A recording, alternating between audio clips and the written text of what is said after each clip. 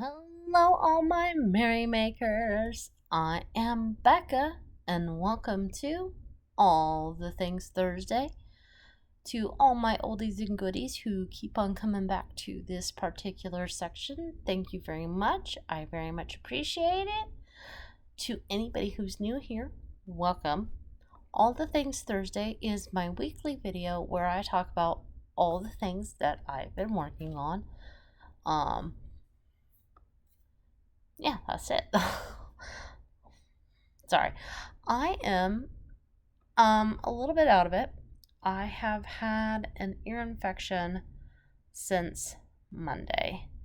Now, thankfully, I'm going to the doctor and finally an ENT specifically because I need to have the extra liquid sucked out and I need what's called a wick put in, and I'm pretty sure that only ENTs can do that and not general practitioners. It's actually been causing me quite a bit of pain into my sinus and jaw area, so eating has been a little bit difficult, but we all know that I could have stand a few pounds, so not the end of the world. Let's move on to things that I've been making. So, I've basically got 3 things to show you. Number 1 is Miller squares, Miller granny squares. I cannot show you all the Miller granny squares that I have because I have made 21 out of 25. Now, if any of you are curious, this is from Plymouth Yarn Company.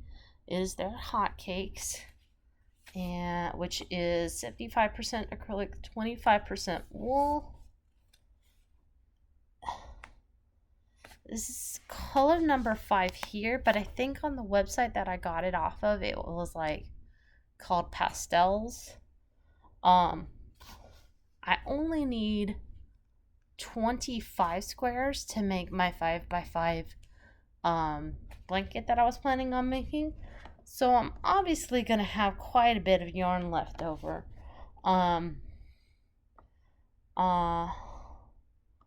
There's probably gonna be I'm probably gonna make a hat and maybe something else. We'll see how I feel. Yeah, so I just scratched my ear. So one of the reasons why I get ear infections so often is because I have eczema in my ears, and as much as I tell myself not to scratch my ears, it still happens because yeah, it itches. And I don't know if you've ever tried not scratching an itch, but it can be torture. All right, what else? So, I am progressing on this blanket. Now, this is around 36 inches long. This is Polo Stripe from Red Heart. The pattern name is Forest and Fern, and I started making it as a mock-up for my mother because she has asked me to make a blanket for my father, and I don't know if you can see it, but right here I've started the next section because in between each section is this kind of like almost knit looking row. So I've started the next section, which is the largest section, from the Cloud Puff stitch blanket. So this is one full skein of the polo that I have. So it's going to use up 3 of those, maybe a little bit over 3 of those skeins that I have. So again, I'll have a couple left over, and I'll probably, like, anytime I have yarn left over from making a blanket, I usually make a hat, and then it's a set that I donate to my church. usually sometime in October, because we have a food pantry, and I think it's nice to also have things to keep people warm when we get into the colder months. So, as for the blanket that I'm actually making my mother, this is the start of it.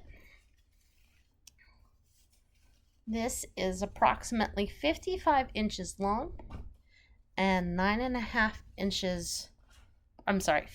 inches wide and 9 inches long. And this whole thing represents one skein of also Red Heart. I believe the color name is either Seaside or Sea Foam. It's their ombre collection. I told my mom how I had the idea of getting I don't see on the end, there's like this light blue here, which is the color that she wants to emphasize. So I said, well, I have some light blue yarn that matches pretty well and I could make the section in between each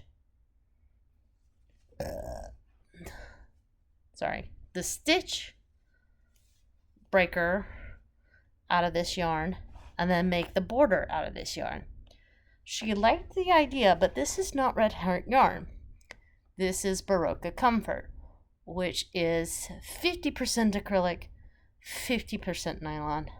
It's a very different feel. It's almost a t-shirt like feel. And she's like, I would rather the texture be consistent. So she bought some, I believe it's Red Heart in the color light blue.